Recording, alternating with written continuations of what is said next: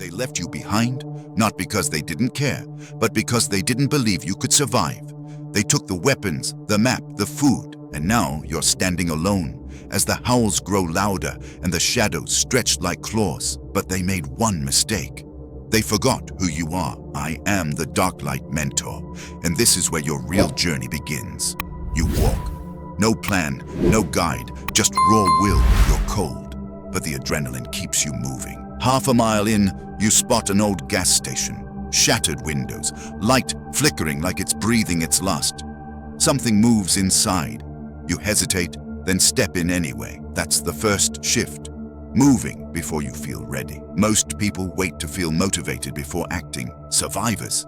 They act, then motivation follows. The brain hates uncertainty, but it respects momentum. You don't build discipline by waiting. You build it by moving before you're sure. Inside the station, it's trashed.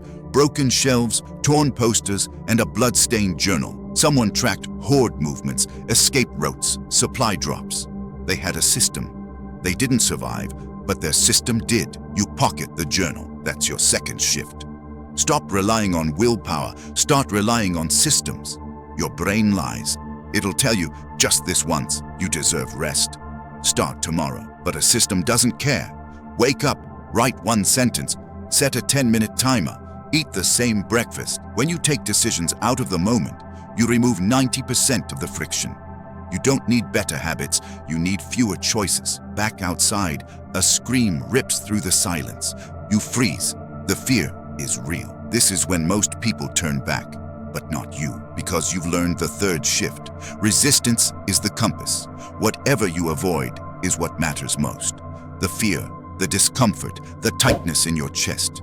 It's not a signal to stop. It's proof you're close to something that will change you. Run toward what makes your stomach drop. That's where the next level hides. Hours later, you find a wounded man by a burned-out van. He looks at you, hopeless. There's no way out. He mutters, "Doesn't matter what we do." You offer water. He refuses. He's already chosen the end.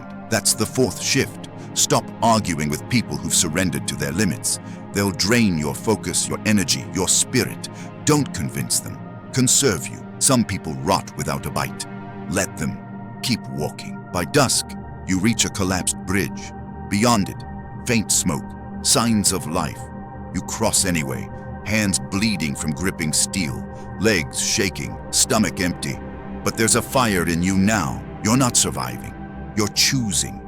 Choosing to become someone no one thought you could be. That's when it hits you. Not like an epiphany, but like something you always knew. Stop trying to feel disciplined. Start acting like the version of you who already is. Do it while your voice shakes, your hands tremble, your mind screams. Discipline isn't a gift.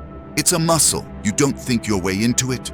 You act your way into it, again and again, until action feels natural, until hesitation feels foreign. You are never weak. You are waiting to stop waiting. Every small, invisible choice, every time you move, show up, do what no one sees. That's how you become undeniable. Not in one dramatic moment, but in thousands of quiet ones. This was never about zombies. It was about realizing the thing chasing you all along was the version of you you were afraid to outgrow. Now you've crossed the bridge. You're not the same. Not because the world changed, but because you did. From here on, you don't wait for motivation, permission, or proof. You move, you become, you lead. We move at dawn.